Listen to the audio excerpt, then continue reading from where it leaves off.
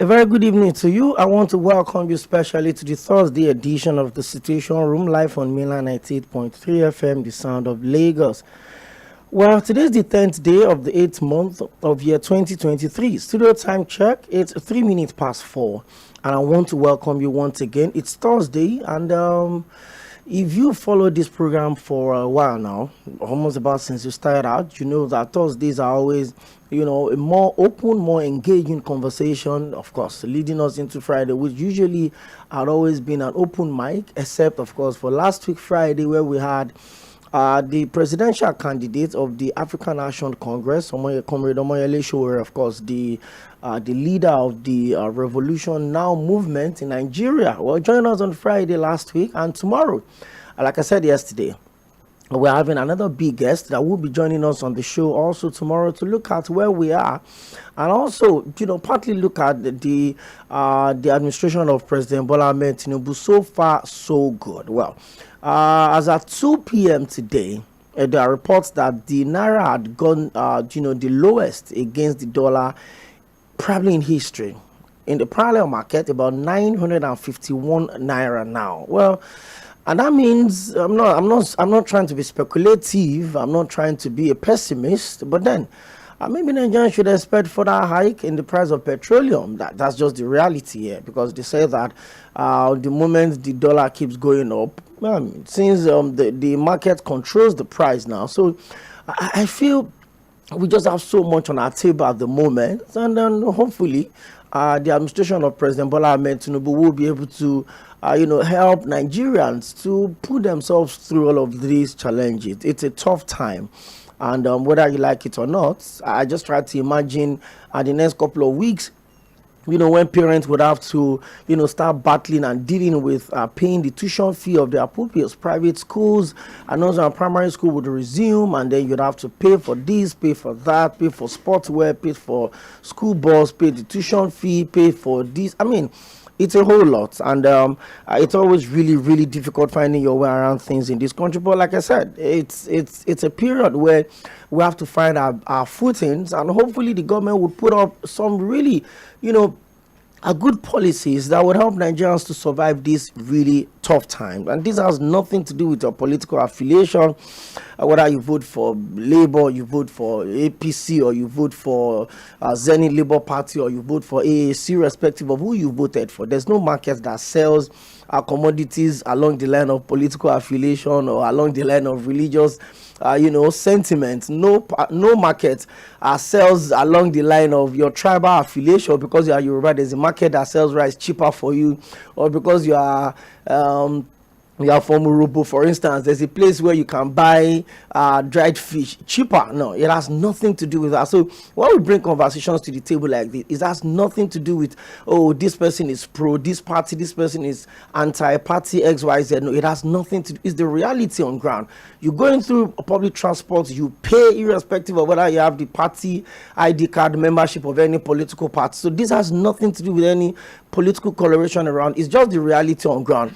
Whatever market you go to, whatever fuel station you go to, whatever part of Lagos, part of Nigeria that you face, you're feeling the bite, you're feeling the heat of you're feeling the pressure of the economy. Well, we just put that aside. I just have to quickly bring that information to you, to the public notice. My name is Opeyemi Akinyode, and as usual, Mr. Muyiwa Adeyemi is the head of political desk from Guardian newspaper. He's experienced in the business of investigative journalism, of reportage, of coverage, election, economy, of over 30 years. So each time he joins us on Thursday, I had the same way you listen, I also have my bar and paper to pick one or two things, and he's already seated with us in the studio today. So we started off a series of a conversation this week. I think we started off on Tuesday, and I decided to just, now that the ministerial nominees and they've all been screened on the floor of the Senate, about 3 of them have still been stood down. They said they're still running security check on them. I started off with 28 names by Mr. President. Of course, additional 19 names were brought in a name was withdrawn. The ministerial nominee from Kano was replaced. And I think two other names, of course, the former Minister of State for Labor and Productivity, Festus Keyamo, was also brought in to be screened. Well, a pretty, funny drama happened in 2020. He was the minister then. He was summoned to the floor of the Senate by one of the Senate committees, and he declined the invitation. He didn't come.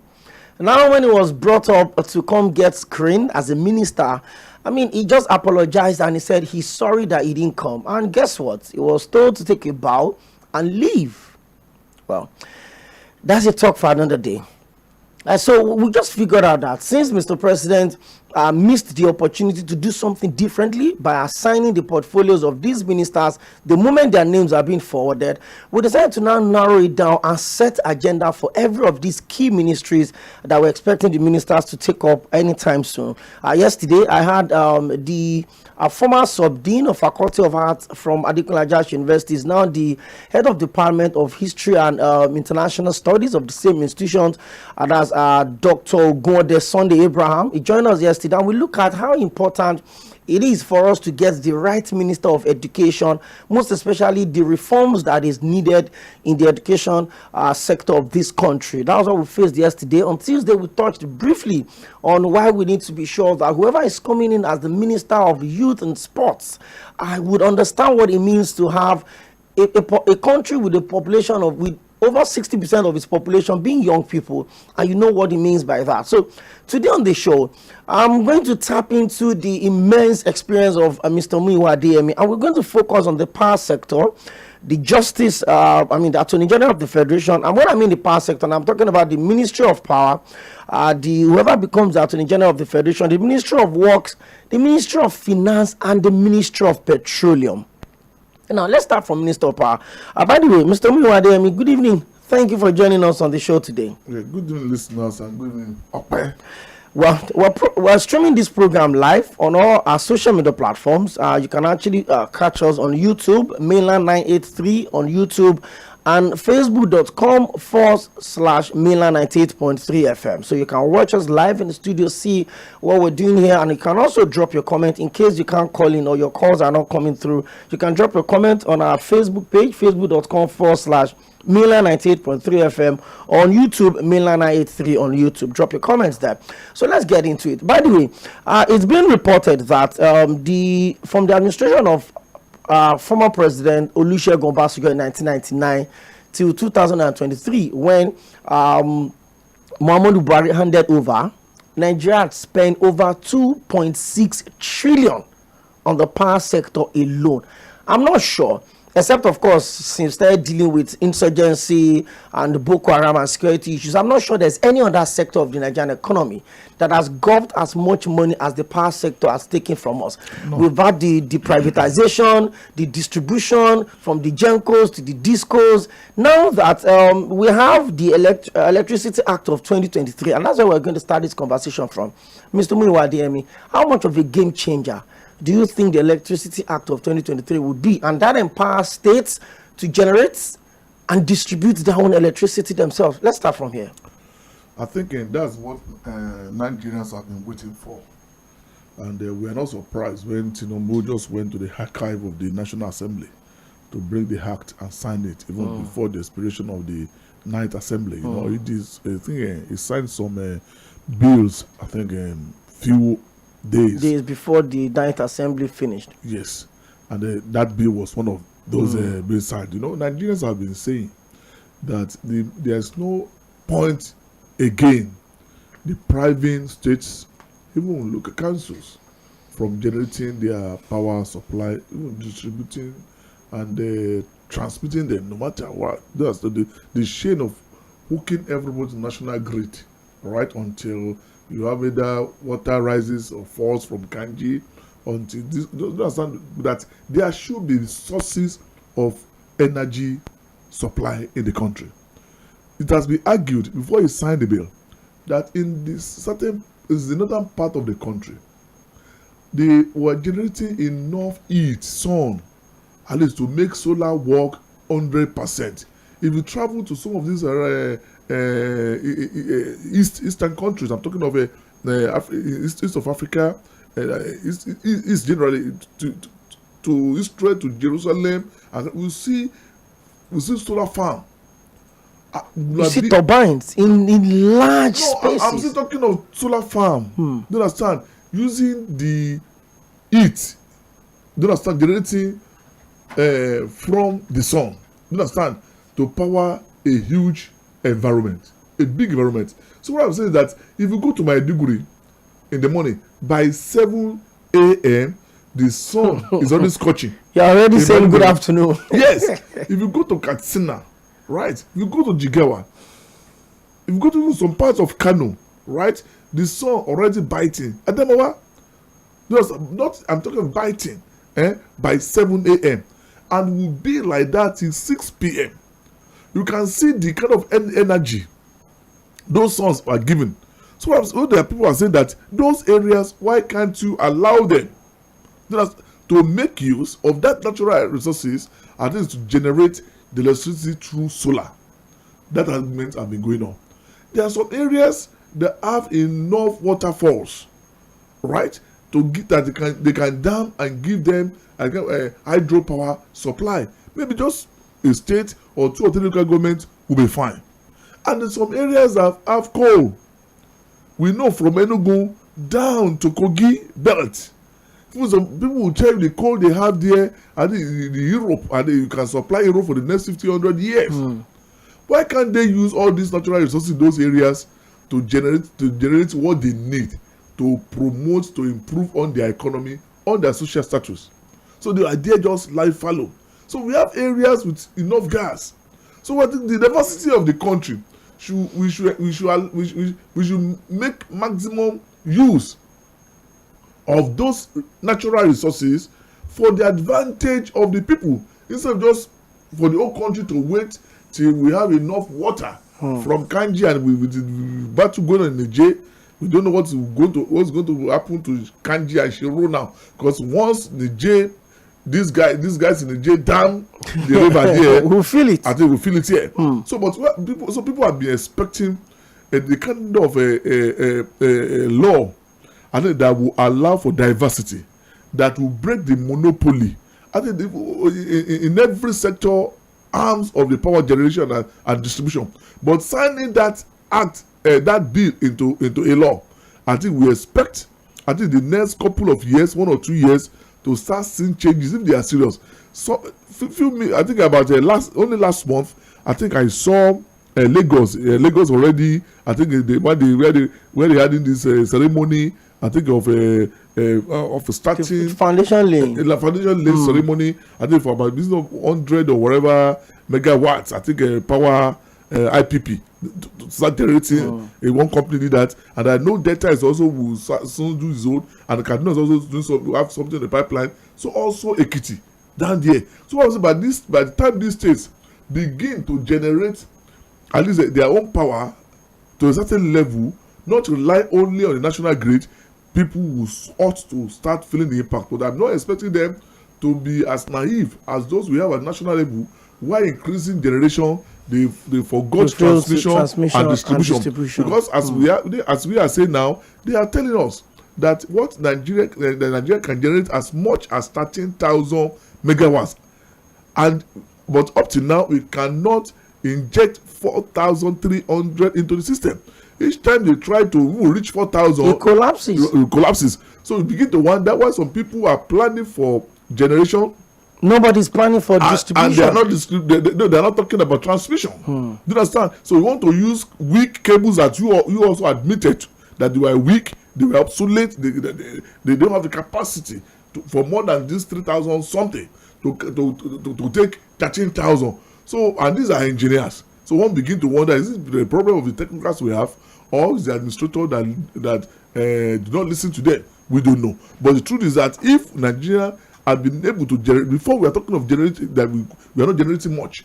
So it's from 3,000 now, we are not talking of 13,000, 10,000, laying fallow somewhere that could not be injected into the national grid simply because we did not plan to improve the facility of the transmission. Well, that's a topic for the technocrats to think with. But the truth again is that now the immediate responsibility for for this government is to ensure not only continue to increase the generation, but make sure that we have the capacity to transmit even 40,000 megawatts if we're able to get that one tomorrow.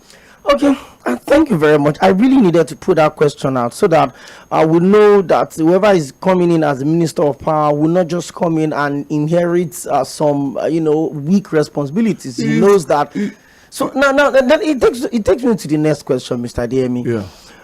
Yesterday, my guest was able to help us unbundle the challenges that we have in the education sector, why we probably would not make any progress, especially with the student loan. The fact that it's like, having someone that is sick and you're putting fine clothes and makeup and cosmetics on the person and not cure the disease or whatever problem the person has got. That's exactly how he described the student loan. That why would you collect loan and still come to sit on the floor, or you still go to work in university where there are no equipments to work in laboratory? Now let's talk about the power sector.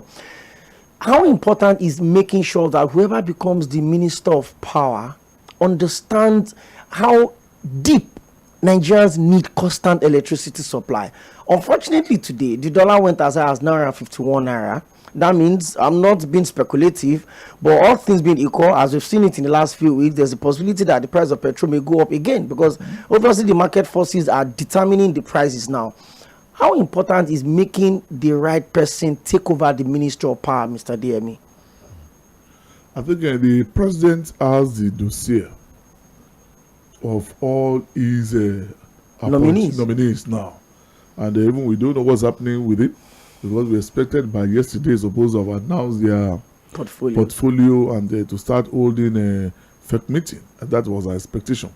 But be as it may, I think the man is just trying as a politician trying to satisfy various interests, and we hope he will not do that at the expense of Nigerians who would expect him to put a round peg in a round hole.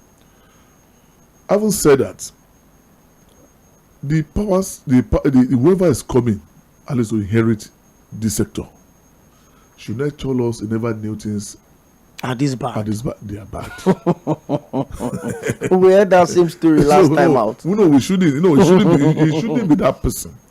Things are bad, but we don't know now how Tinubu will do it or what's going to play out, because judging from the screening of the ministers, you heard that specifically El-Rufai was screened as if he's taking that portfolio, because if you like the line of questions and the conversation and his responses, so it was said that even his president wanted him to fix the problem in the power sector, and that's why all the questions were directed into that to him, and he's trying to see his knowledge, which and he did well. He proved that he knew what was going on, right? But be that he may, the man has not been cleared, and we don't know if it will ever be cleared. Do you understand? Because you know Nigeria as it is, because every day petition continue piling against him every day as we are talking. So if National Assembly was talking of about 10-15 petitions before, I'm sure by the time they resume in September might have reached 200 or 300. I can assure you that.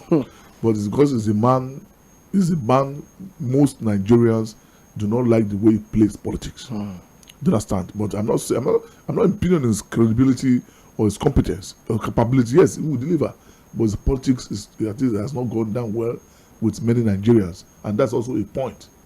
But if the president has the dossier of many technocrats, experts, and sound administrators, he has their CVs.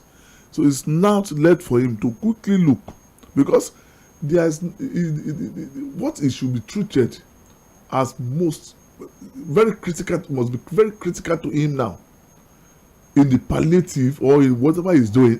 Power is number one. You have deprived most Nigerians of opportunity of running a better past my neighbor with the fuel subsidy, as cheap as it used to be. Yes. Some people, I think this is practical. Many people will tell you that I think they've stopped hearing sound every second within their environment. I'm part of the many people. but some things are suffering for that. The woman selling coke using that generator to power a freezer. That woman selling frozen food using that generator to power a freezer to remain in business. You understand? We are keeping them out of business, right? But they are looking up to God. Would there be power supply? They never liked it. They never wanted it. Even it was too expensive for them to maintain, but they must keep on doing that to remain in business. So we are shutting them out of business, right? So they fought, and I'm telling you, majority of Nigerians are in that shoe. Most companies are in that shoe. Most factories, most SME, small scale business, whatever, they are in that shoe, looking up to jet power to be in business. So no matter what Tinubu is doing, and the Nigerians will not want to take excuses of any sort wherever in the next in the next 6-7 months, if they are not seeing remarkable improvement in power supply. And that's the best palliative. One of the best palliatives Nigeria are expecting from him. So whatever, I don't know, I cannot think for him. He applied for the job, he got the job, he has appointed people he thought were wise men in his own thinking that can drive the country. So among them, I don't know who is going to pick among them now, because I'm trying to fathom. After removing the man they have been screened, we've sensed, I think we have been able to gauge and I think begin to do a kind of a SWOT analysis where this person may function, may not function, right? And then we thought, because this guy can be ruthless. Erufai. We saw him as FCT minister. No, if somebody could pull down federal government structures built on wrong allocation, so we can see what will happen. And we need such a fellow to fix power sector. Somebody that will not play politics with contractors. Somebody that once says, I want, I think he did study agricultural science, if I'm mistaken. They look at to them is figures. To them is they play with statistics. On February, this thing must happen, and they want it to happen. May, they want this thing to happen. They will put all their statistics of the logistics right, and they want it to happen. So they work with figures. So the man, I think he has been able to prove to some Nigerians that he had the capacity of making a difference in that sector. It's so long, but we cannot continue to mourn over that, right? Nigeria has thousands better than Erufai. Thousands.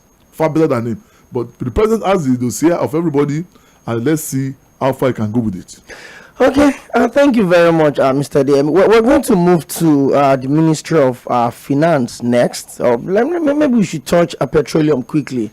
In case you're just tuning in, you're listening to Situation Room on Milan 98.3 FM, the sound of Lagos. My name is Opeyemi Akinyode, and I have the head of political desk of Guardian newspaper, Mr. Muyiwa Adeyemi, live in the studio, and we're looking at setting the agenda for whoever becomes the Minister of Power. We started off from there. We're moving to the Minister of Petroleum now, and this is probably going to change the dynamics of this conversation, because for whatever how do I put it now, for whatever corruption we may speculate that happened in the last administration of President Muhammadu Buhari.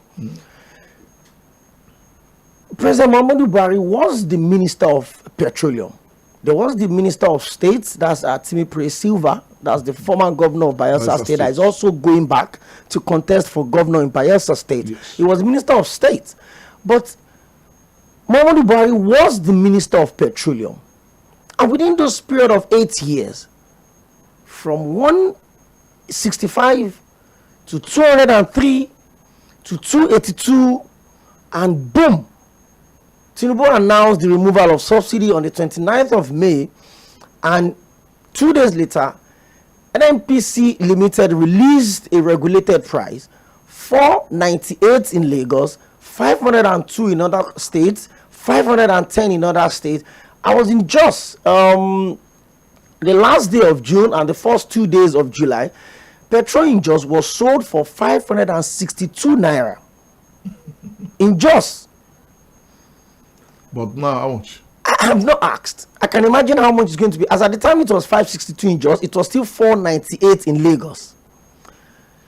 Whoever becomes the Minister of Petroleum, Mr. Adeyemi, that person literally owns the Nigerian economy. Let's talk about that sector. How vital?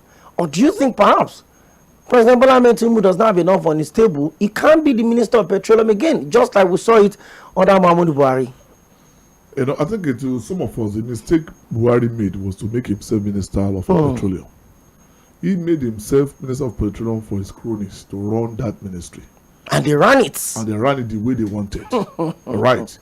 Because this is a ministry for those periods we could not talk of integrity. This is a ministry under his supervision. We saw many Nigerian crude oil stolen. I think than what had never been stolen in the last 40 or 50 years in this country, within that 8 years. So this was a period I think Nigeria could not account. It lost count for what it was producing as a crude oil. This was a period we could not meet our OPEC quota. So, but can you now blame the president? Do you understand? Whereas when you know that it's not the president that's in charge of day-to-day running. But it's the Minister of Petroleum, Mr. Adeyemi. He held it onto himself. Do you understand? And also cover his cronies. I am not expecting Tinubu to do that as a president. Even for a president to say he's supervising the ministry, you are a manager because you are a manager. Right? When they say somebody is a manager, you have people working under you. It's for you to supervise them, to make sure each one and every one of them deliver according to your mandate. It's not for you to say you are holding a ministry. It's wrong. As I'm telling you, you have enough work to do. You are superintending over 47 or 48 ministers. As a president of a serious country like Nigeria, you have 36 governors that must have access to you any time of the day. As a president of the giant of Africa, some world leaders must have access to you any time of the day.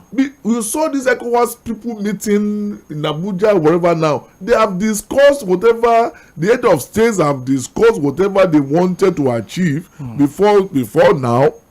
What they are those doing is for the optics, for you to know what we are doing.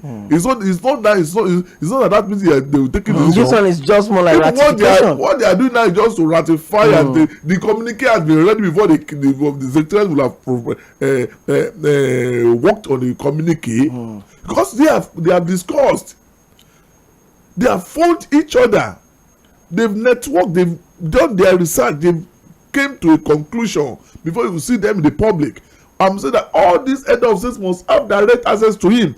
Most of them that do not understand your language, that somebody must interpret whatever he's saying to you, and interpreting whatever he's saying to him. Putin will have loved to talk to him since this crisis started. He doesn't speak English. The Russian translator must be somewhere to talk to him. So also Macron will want to talk to him. He's a Frenchman. I'm not talking of another English speaking head of states. So I'm saying that a president of a country like Nigeria, the service chiefs must have access to you. So if you have to superintend all over all these units you have in the country, your responsibility at a regional, at a international level, I will not tell you we are still holding on to one of the critical sectors of your economy. And spread over what? So the man, because he wanted it for greed and to protect some interests, because they were just telling Silva, Oga said this, Oga said this, Oga said that, without knowing whether you see the man, whether you actually seen it or not. But once the chief of staff will say Oga said this, should give the contract to this man, to allow this man to go, the man will do that. And the man is lacking discretion. If I allow Silva to handle that whatever, maybe Nigerians will now be blaming Silva for what has happened, might have happened in that sector. But in last 8 years, that ministry was not properly run, and I challenge anybody to debate. And we have figures and statistics to that. A lot of things happen there that ought not to happen if you have a substantive minister that saw to the day-to-day running of the place. So Buhari, Tinubu should learn from that. Nobody should be winking to say hold on to this ministry. You don't have to do that. You are now having almost 48 or 49 ministers. We never had in this country since Nigeria got independence. We never had such a bloated cabinet members. Now so what I'm saying that one, you need a trusted person and not compromise. Somebody that is intelligent, that understands the game. My brother, is a lot operating both downstream and upstream. If you are a novice, you understand, you just be seeing fire. The more you see, the less you understand. That's the truth. and you know this sorry to say this, the bureaucrats have a way, you understand, of hoodwinking you to do what you don't have to do. They are professionals, have been in the field for the past 25, 30 years. They understand how to play it out. They understand how to play out. They will confuse you. But you must be able to understand this game. You must know where the oil is coming from. You must know how they steal this oil. You must know how badges surface anywhere. You must know the route. Somebody that understands, even that can have access to what the companies that are drilling on behalf of Nigeria, he must know their capacity and how they work. One, if he doesn't understand that, and the politics of OPEC, that is a problem. No matter how a representative with OPEC, the man will still be responding to you, but you must give directive, right? And that's where the problem comes. So if what you don't know, you cannot just give it. It's a normal saying that what you don't have, you cannot give. So the problem is that Buhari made that mistake. We are not expecting Tinubu to make the same mistake. He should look. We have some names there, more than 3 or 4, that had experience in the energy sector, right? That could be of assistance to him. Well, we know them, but I would think he should know them better than us, right? It's not that we know about it. We are talking of integrity. We are talking of competence. We are talking of passion for the country, and we are talking of somebody who will not soil his name. We saw when Adeyemi was the Minister of Petroleum. She was eminently qualified, having worked in a multinational company and for many years. But what came out of it? The character, she lost the character. When so a woman was buying a bra of 50 million. You can imagine from Nigerian money. So that time now, when they wanted to probe him, she suddenly became sick. But now you see a damn. We saw a picture recently with the one-time senator from Bayelsa State. That's Senator Ben Bruce. And she's not a damn sale. She looks good, by the way. Yes. Okay. So before we leave the Minister of Petroleum, the Ministry of Petroleum, rather, I want to also ask. Now that we've established the fact that it is not done or it is incomprehensible why a president would make himself a minister. So now, whoever it doesn't make sense. It doesn't hand up. Now, whoever becomes the Minister of Petroleum, whoever the president chooses to handle that responsibility, what should be the person's priority? Mr. Adeyemi, you also talked about the fact that you had to drop your Jeep for a lesser car because of how much you spend. Nigerians are living under the most inhumane condition because of how bad the economy is. Now, Nigerians are scared that the price of petrol could go up again. What that means is that everything else goes up. What that means is that even when Labour agrees with state government to increase the minimum wage as against what you think should be a living wage, it will also not have any effect whatsoever.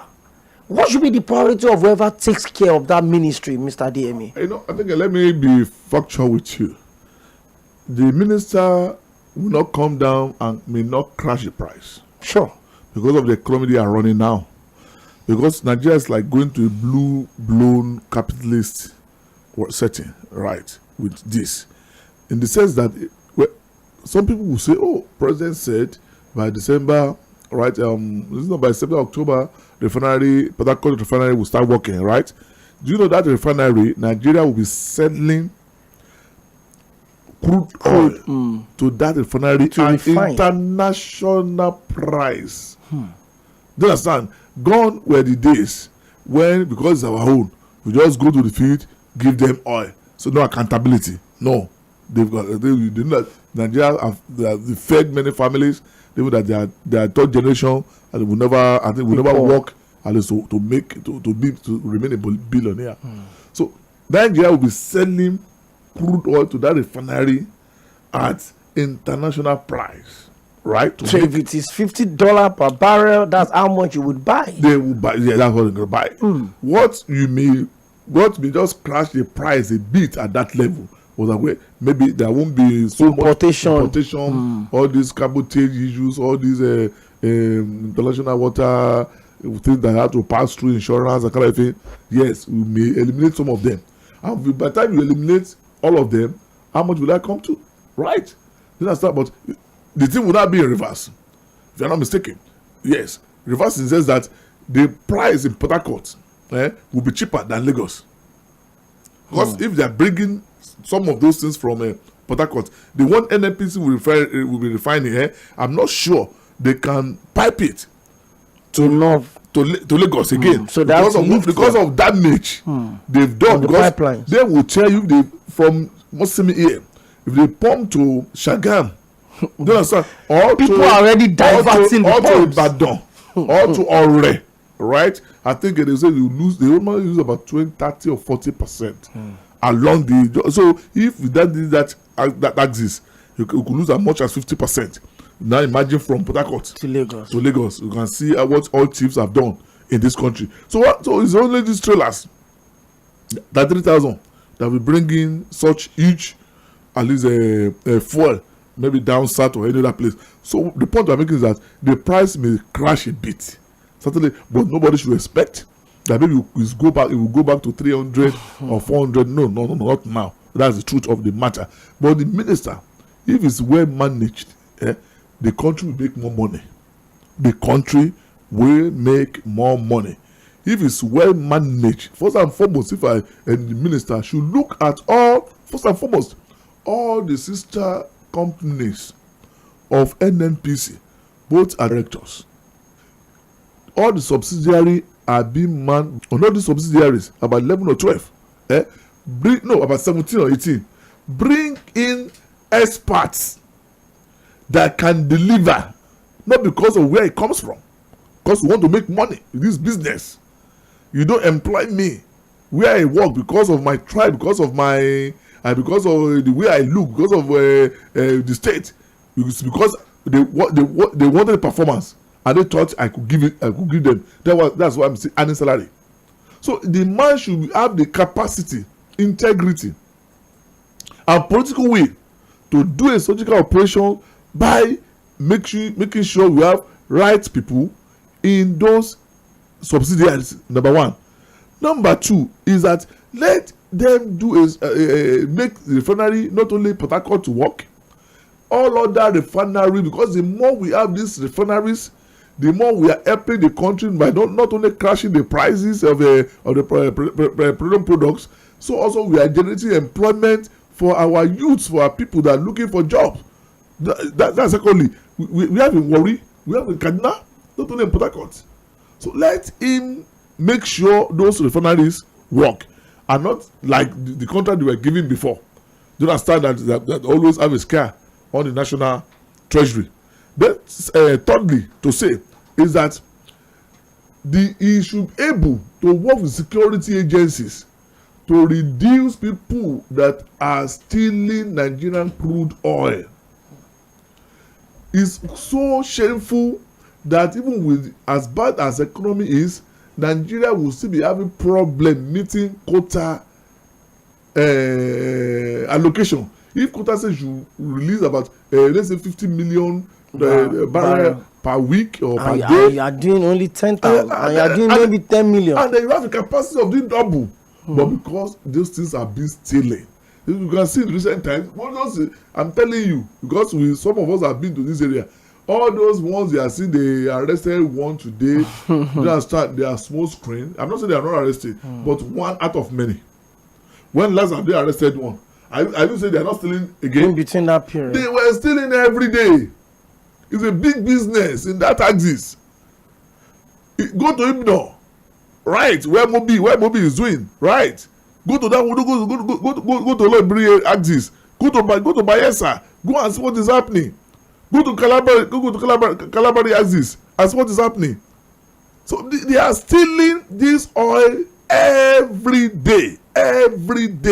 But maybe whoever lost out in the game, or is not what they expect to do, those are the ones they will now bring out to the public prove to you that scapegoats. You are paying billions of naira. So we are working. So, but forget all these things. They are stealing every day, but how many of them are they arresting? The minister should understand that and have intelligence, at least, to unravel and expose major actors. And unfortunately for this country, if this president, if you told us as Nigerians that they were stealing this money, you told us of how they were diverting, even after they import petrol to this country, after receiving subsidy from it, they will still take it to other countries. Who are those people? I mean, for him to come out and say that, he must have intelligence. Yes, and this is not the first time we are hearing that. Who are those people? They are not ghosts. They are not ghosts. They are human beings. Are they powerful than the government? So if Nigerians are suffering because of people are not bastardized subsidy regime, and all Nigerians are suffering, and those people are still walking on our streets unpunished, then Tinubu has not started. Very interesting. They must be get everything they. Adeyemi, I was thinking we would be. I know a lot of people want to join the conversation today, so you can tune in and call in. I beg your pardon. 09136000410. I'll take the number again. It's 0913600 FM, or you go on YouTube, Mainland 983 FM on YouTube, and you search for Situation Room Your Life, and then you can also drop your comments. Let's check the phone lines and zero. I'm John. This domain dedication. Good evening. Yeah, I want to appreciate my brother Adeyemi. Sir, there's one thing I want you to know. They remove Fashola because Fashola want to reform that power. He was there for 4 years. He was there for 4 years. He didn't impact. 4 years. He told them that they must meter everybody. That was when they removed him. Because they told him that when he comes, that they will not allow. They will just tell you that, see. Okay, question. The Kabat. Okay. Well, because Yes. sorry. Thank you. If such thing, it must happen. Hello, thank you for joining. Yeah, they removed Fashola after 4 years. They couldn't do the reform they wanted to do before they removed him. Thank you. I thank that person very well. Okay. I want to ask Jeff. If he came and announced that they are borrowing $1.5 trillion to revamp the how do you call this the Petrochemical refinery and whatever refinery. Where is that money now? They should go and hold him up. Okay. Yes. No, I want to compare. And before that time, the man was having EFCC cases. We had 37 houses somewhere. And we were running to EFCC. Now he became minister. Now he wants to become governor. What is it that all our leaders are not budget? 913-600-0410. Help me. Because you are saying that if we repair Port Harcourt, even if it is not immediately, that all our refineries are working. I want to assume that the price will crash drastically, city and the expected meter. And I want they will demolish after this one today, the one we just said again, before 1 month again, you will hear 100 illegal refineries. Was that not how Europe and all those powerful nations started? Why aren't we making use of those people who have this technology to see how we can develop them and take them to the level where they will be able to also, produce? Why are we always going to import? Let me tell you the truth. Naira will never crash if we don't fix our refinery. That's just the simple truth. It will never ever crash. Thank you. Sorry. Thank you very much, Pastor Ambrose. 09136000410. I would allow you to respond very quickly. Let me just go through some of the messages that we have here. This one says, we're very zealous and highly religious in this country, but we lack the main thing, which is godliness and compassion. Till we embrace this and good virtue, that we're going nowhere. Sam from Alagbado is actually texting us there. Let me talk to Prince Wise. Hello, good evening. Hello. Hello, Prince Wise. Opeyemi. Okay, I think it's better now. Please go on. Okay, good evening to you. You're welcome. Thank you very much. I'm Adeyemi. Good evening to you. Good evening, sir. Thank you. God bless all of you. In fact, you spoke very well. Number one, the refinery. I think they put it in use after the hearing. If you go to private body, corruption did not make government things work. And we say one thing that they will say that international price. Yes, it's true now.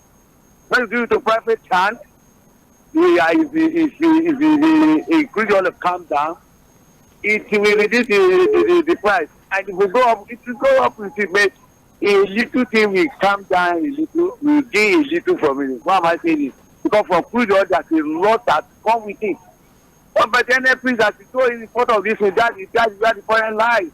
But now, the minister are about to be sworn in.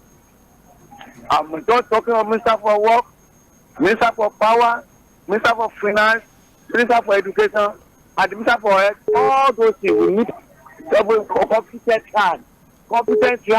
Thank you. Thank you, Prince Wise. Finally, Mr. Opeyemi, if Mr. President is threatening, it's a good timeline. After 1 year, you can't perform. Thank you. Thank you very much, Prince Wise. Thank you very much, and God bless you too. Thank you for joining us on the show today. Hello, good evening. Hello. Hello, good evening, Barrister Bakari. Good evening to you, Opa. My pleasure to have you join us on the show today. Thank you. It's my pleasure to be able to get through to you. And I salute your guests. Well done for the analysis. Thank you very much. You see, my problem is to have a brilliant situation with an unserious mind. It gives me reason to worry. What can we say will likely change from the way and manner we have proceeded with the affairs of Nigeria since Mr. President was sworn in? Take, for example, the ministerial nominees. I would have expected that with the avalanche of problems that is staring us in the face, we are supposed to be acting more seriously. These nominees, we are supposed to have portfolios already attached to them, so that Nigerians, through their representatives, can really dig down with these nominees once the portfolios are attached. The way we are now, we are only pontificating. We are guessing. We are only hoping that this person will be here and that person will be there.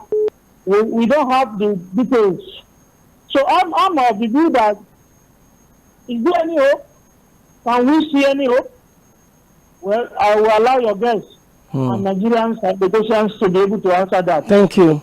Thank you very much, Barrister Bakari. Let me quickly read some messages. And it says, this is Bade from Ikeja.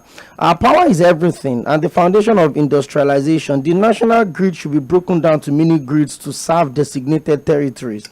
With the mini grids identified, industrial cities and areas that can have 24 hours power supply. We can then move gradually to the other areas in the country. The cement project is years away. We cannot wait for it as the solution. Bade from Ikeja, thank you very much. Apologies, I won't be able to pick more calls. Mr. Muyiwa, we've actually covered two of the key sectors. That's the power and the petroleum ministry. I'm not wishing that the president would not have announced the ministers by next week Thursday. But if he has not assigned their portfolios, they will probably be able to cover some of them. But in the course of the week, we'll also have people that would help us to take us through just in a minute. I mean, we've talked about power, we've talked about petroleum. How vital is justice? In 1 minute, let's wrap up that way. You know, I think without the justice, nobody will come and do business with you. There will be chaos. Even the business environment here will be porous, and there will be insecurity. Because I think justice is very, very important. When that's essentially when you don't obey rule of law, agreement. I think you are going to have a chaotic situation, and nobody will thrive. Nobody will do business in that environment to scare people away. Even among yourself in Nigeria here, you will do anything. So that's why justice ministry is very, very important. I think if there's any area Buhari did not give us the best, I think he didn't in that area, because Malami, who supervised that ministry, I think it was far from being the best Nigerian could offer at that point in time. So justice ministry is very, very important, and therefore also have I think an environment conducive for business, even for social activities. Thank you very much, Mr. Muyiwa Adeyemi. That's about the size of the package today. Well, there are speculations actually that some of the ministries may be broken down into some parts, and some may be combined. Ministry of Justice and the Attorney General Federation. Exactly. I mean, there are also speculations that maybe you could have, Ministry of Higher and Technical Education. Yes. Then, of course, there's going to be Ministry Finance, Budget, National Planning may not be. We're also talking about maybe Ministry of Works, Mines, and and then maybe Ministry of Agriculture, all of them being broken and merged together. In all of this, I think the most important thing is that every government owes Nigerians service delivery. It's a pure social contract that we signed. I give you my mandate, you give me dividends of democracy, Mr. Adeyemi. And there's one body again that perhaps we are expecting him. He is set to be committee to review into the performance. And there's a body that's supposed to be Presidential Performance Monitoring Agency. So we expect him to inaugurate that one of those new things I think the man is bringing on board. Okay, thank you very much once again, Mr. Muyiwa Adeyemi, and thank you to everyone out there. Apologies for the calls we couldn't pick. They're still coming in, and for the messages. Tomorrow is Friday. I don't know how we want to do it. It seems we are gradually losing our open mic on Fridays. We're going to have a guest tomorrow, and probably in the morning tomorrow you start hearing about who the guest for the evening would be. My name is Opeyemi. Opeyemi Akinyode, thank you so much for finding time with us. It's been a very busy week on the show, and of course we'll close it up tomorrow. But then keep your dial locked on Milan 98.3 FM, because we are the sound of Lagos.